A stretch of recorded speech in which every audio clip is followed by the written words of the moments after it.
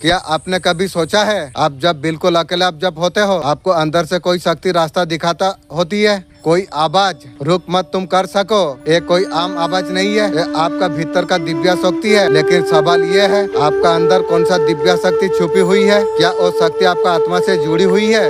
वो शक्ति आपका जीवन का लक्ष्य बताने के लिए आई है। हर आत्मा गुप्त शक्ति के साथ जन्म लेती है। उसे पहचानना, समझना, करना ही जीवन का असली मकसद है। आज इसी पर हम चर्चा करेंगे। दिव्य सिद्धांत का माध्यम से आपका छिपा शक्ति को उजागर कर सकती है। हर सिद्धांत खुद के और करीब लेके जाएगा। कौन सा चीज शक्तिशाली लगा? आत्मा की चेतना सबसे बड़ा दिव्य शक्ति है। तुम शरीर तुम नहीं हो, तुम विचार भी तुम नहीं हो, शुद्ध चेतन आत्मा तुम हो। वो ब्रह्मांड से जुड़ी हुई है। चेतना ए आत्मिक पहचान सबसे बड़ी जन्मजात। जब इंसान शरीर नाम से जोड़ के देखता है, उसका अस्तित्व सीमित हो जाती है। जब ये अनुभव जो करता है, भीतर ऐसा एक आत्मा है, कभी जन्मी थी ना कभी मरेगी। ईश्वरीय जागरूकता जन्म ले लेती है। चेतना का अनुभव केवल ध्यान, मौन, आत्मनिर्भर का माध्यम से।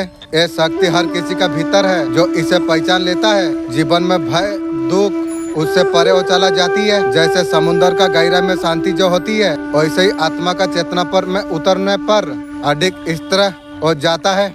जब मैं शर्त का पर्याप्त तुम करते हो, वो मैं शरीर नहीं, वो चेतना है।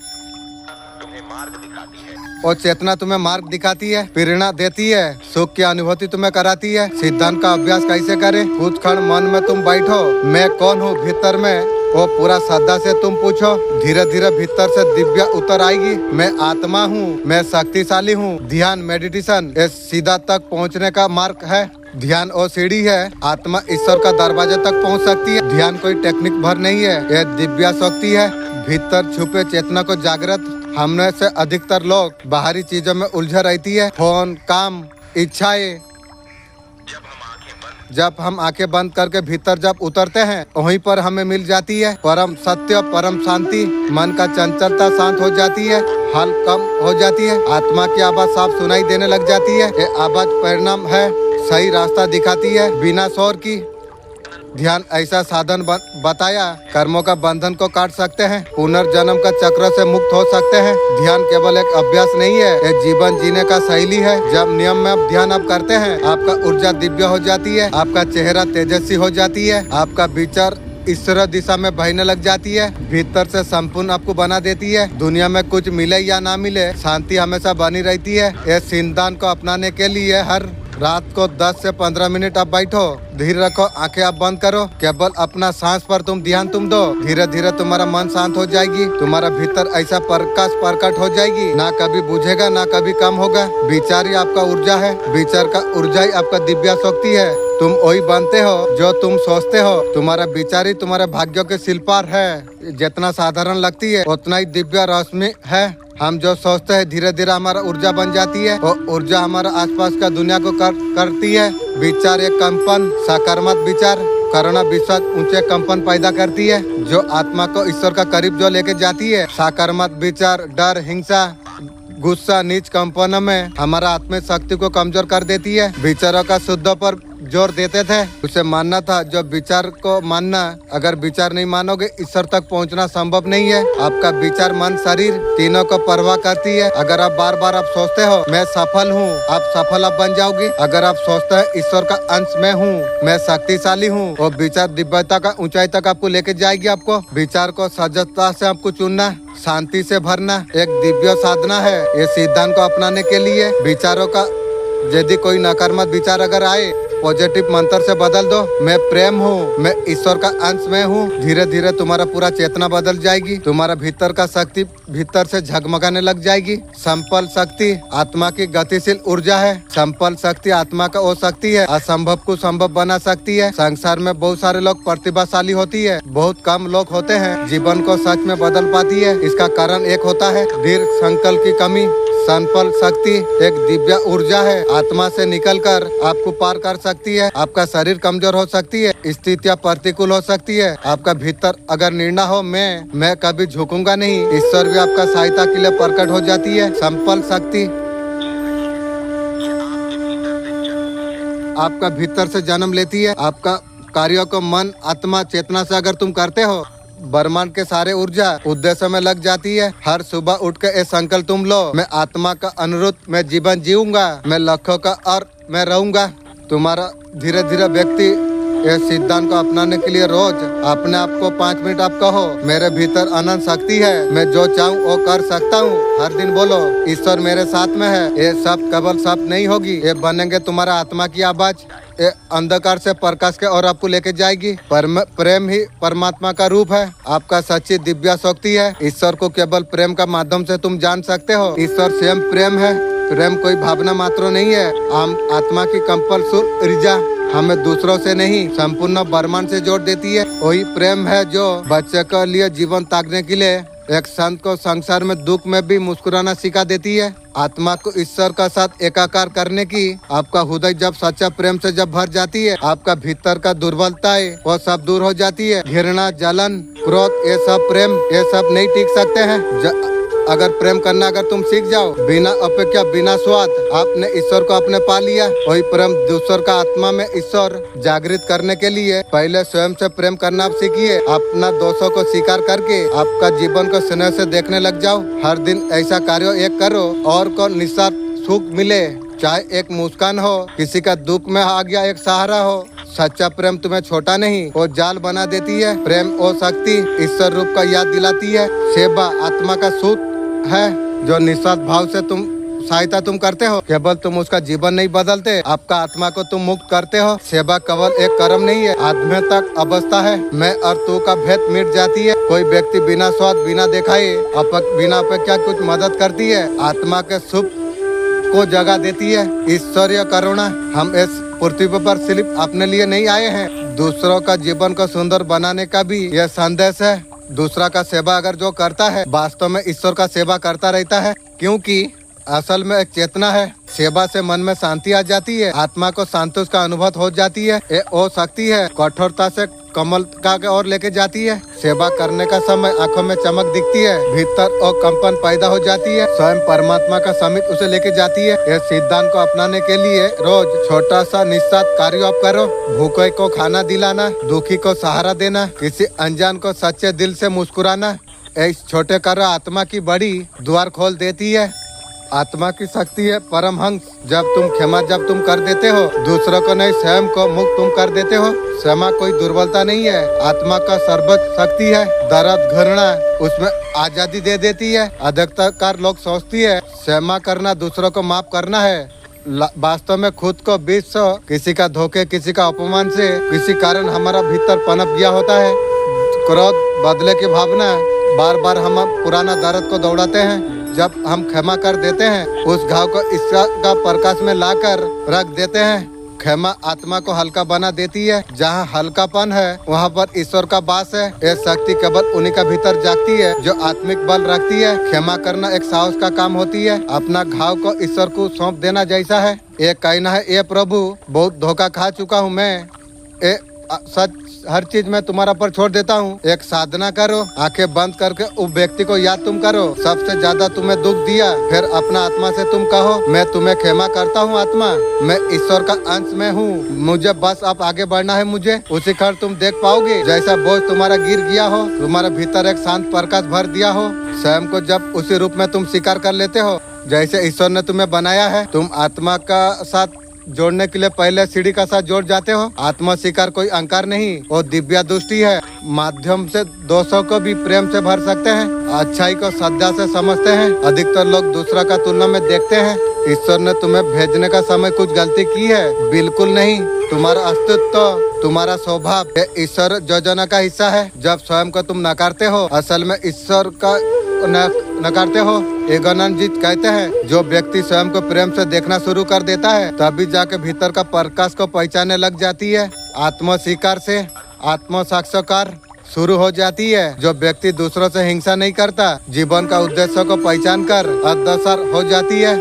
सिद्धांत को अपनाने के लिए सुबह आईने में देखकर मुस्कुराओ, मैं ईश्वर का रचना हूँ, मैं जैसा हूँ ऐसा ही दिव्य में हूँ। स्वयं को पूरे रूप से मैं स्वीकार करता हूँ। धीरे धीरे ये अभ्यास तुम्हारी छुपे आत्मबल को प्रकट कर देगी। तुम दुनिया के तुम नहीं, तुम असल में तुम महान तुम बन जाओगे। साइलेंट ईश्वर से सबसे सच्ची बातचीत मौन में हो जाती है। ये मौन कभी साधारण चुप्पी नहीं होती, उस स्थान की ओर संकेत करती है जहाँ मन रुक जाती है, आत्मा बोलने लग जाती है। हमारा संसार शोर से भरा हुआ है, बाहर का शोर, भीतर का भी।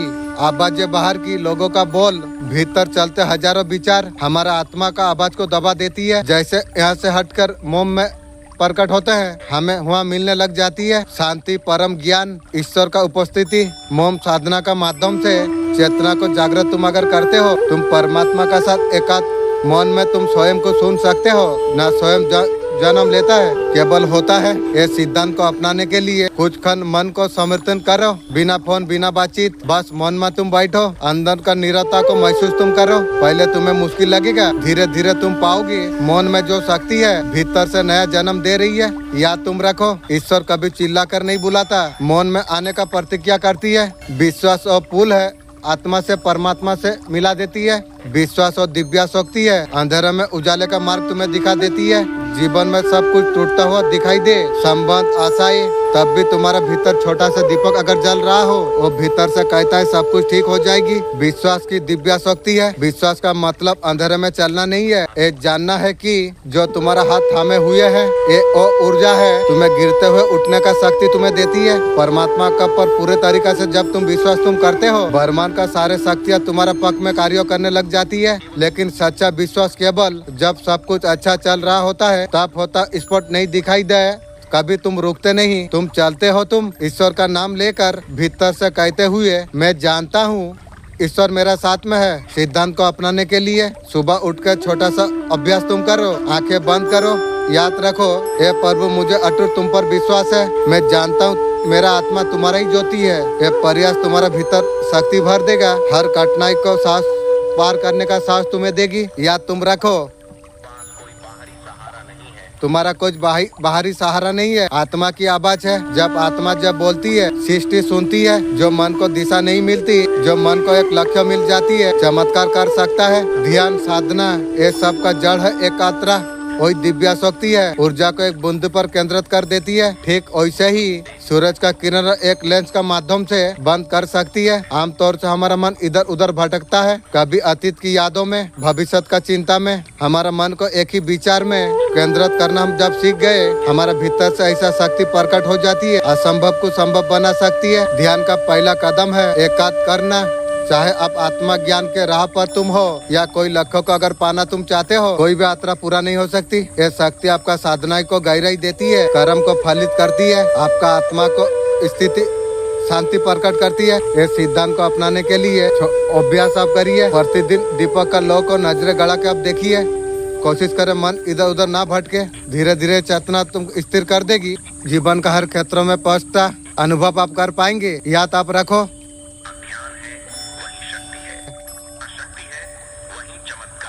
जहाँ शक्ति है वहाँ चमत्कार जन्म लेती है। जब दूसरों का सेवा तुम करते हो, वास्तव में तुम आत्मा की सेवा तुम करते हो। सेवा केवल सामाजिक कर्तव्य नहीं है, आत्मा की सौभाग्य प्रकृति, जो आत्मा ईश्वर का अंश है। प्रकृति करुणा और सहायता करना, निस्वार्थ भाव से किसी का अगर मदद हम करते हैं, हम आत्मा के अनुभव हम करते हैं। सच्ची सेवा वो होती है, फल का अपेक्षा हम नहीं रखते हैं, केवल ईश्वर को पसंद करने के लिए कार्य करते हैं। चाहे एक भूखे को भोजन देना हो, दुखी को सांत्वना देना हो, केवल मुस्कान के साथ किसी को बल देना, सेवा हृदय से होती है। सेवा एक तपस्या बन जाती है, वो साधना बन जाती है। उनका शिक्षा का अनुसार वास्तव में तुम ईश्वर को पाना चाहते हो, ईश्वर का बच्चों का सेवा तुम करो। आत्मा में परमात्मा है। जब हम किसी का सहायता जब हम करते हैं, ईश्वर का प्रति कर्तव्य निभाते रहते हैं।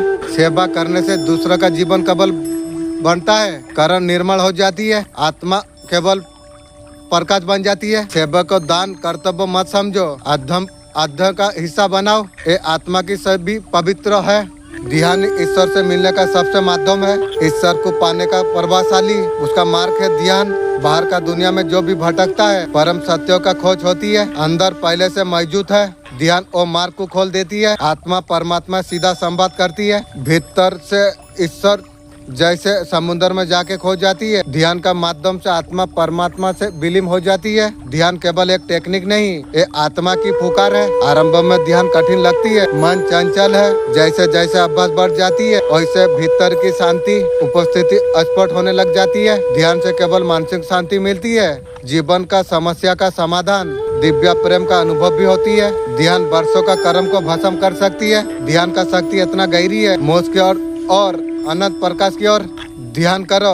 हम पुनः संपूर्ण ध्यान सच्चा तीर्थ है, आत्मा का परम लक्ष्य। जीवन कभी सांसों का एक श्रृंखला नहीं, आत्मा की ईश्वर से हम केवल इंसान नहीं है, अतः भी अनुभव करते हैं। आत्मा है, जब अनुभव कर रहे हैं एक गर्म सत्य ही उद्देश्य का सार है। अंतिम उद्देश्य है पूर्ण मिलन, परमात्मा का साथ पूर्ण मिलन। संपत्ति सब बदलती है, जो नहीं बदलता वो ईश्वर है।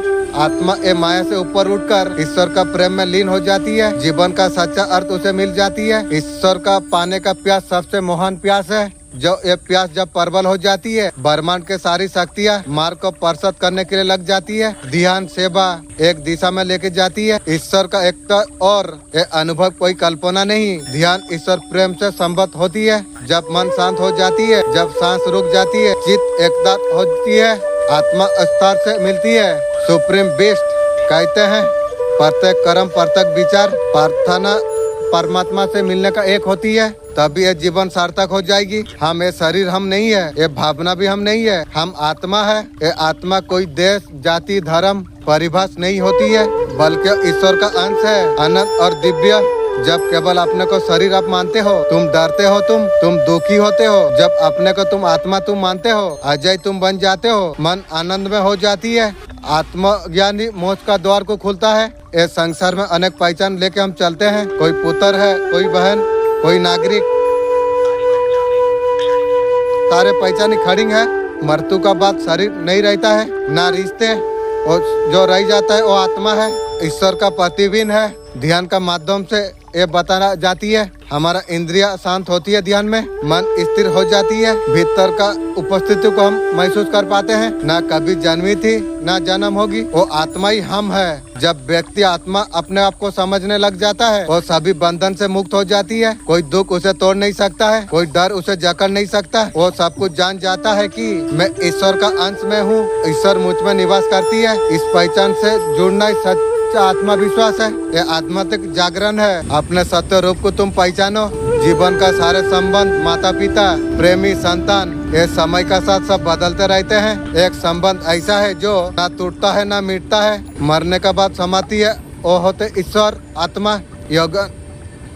जीवन में कभी अगर संबंध जोड़ना है वो ईश्वर होना चाहिए। जब ये संसार को छोड़ना हो, यहाँ से जो जाना है उसको पकड़ के जाना है, ईश्वर है।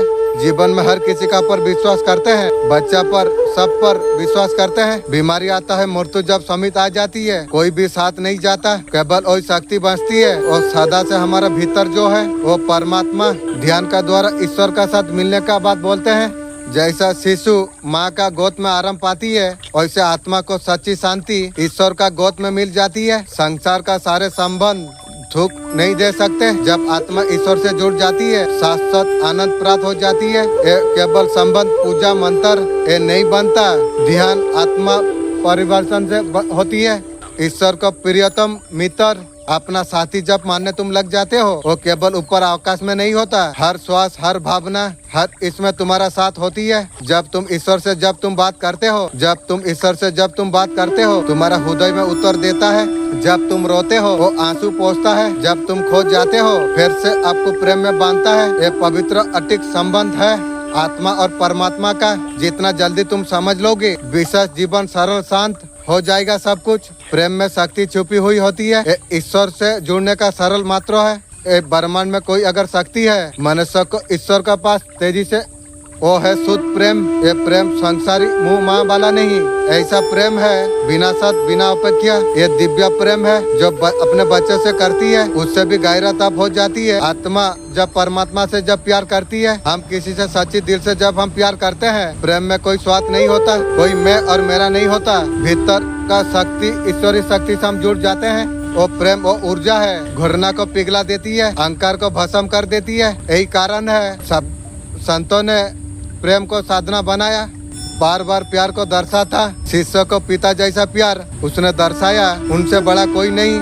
अगर भीतर दिव्य प्रेम को जगाना अगर चाहते हैं, सबसे पहले आसपास लोगों को माफ करना शुरू कर दो। बिना सर सेवा तुम कीजिए। ये सब अगर जब आप करते हैं, आप देखेंगे आपका भीतर नई ऊर्जा जागृत हो रही है। यही है आपका छिप हुए दिव्य शक्ति। जब आप ज्ञान आप बांटते हैं और ज्यादा ज्ञान बढ़ जाती है। आपका मन को निरंतर आप करो, मन नहीं तो तुम्हारा बहुत बड़ा शत्रु बन जाएगा। मन को साधना भी, मन एक शक्तिशाली जो हमारा निरंतर में हो ईश्वर तक पहुंचा सकती है। मन हमें निरंतर करने अगर लगे, भ्रम दूर हक उधर लेके जा सकती है। मन ओ स्थान है, विचार उत्पन्न हो जाती है। विचार ही कर्म का बीज होती है। हमारा विचार नकारात्मक स्वार्थी, हमारा कर्म भी वैसे होंगे। मन का बस में चलने वाला व्यक्ति और स्थिर सुख शांति को प्राप्त नहीं कर पाता। उसका मन इधर उधर खींचता रहता है, कभी वासना में, कभी उलझ में।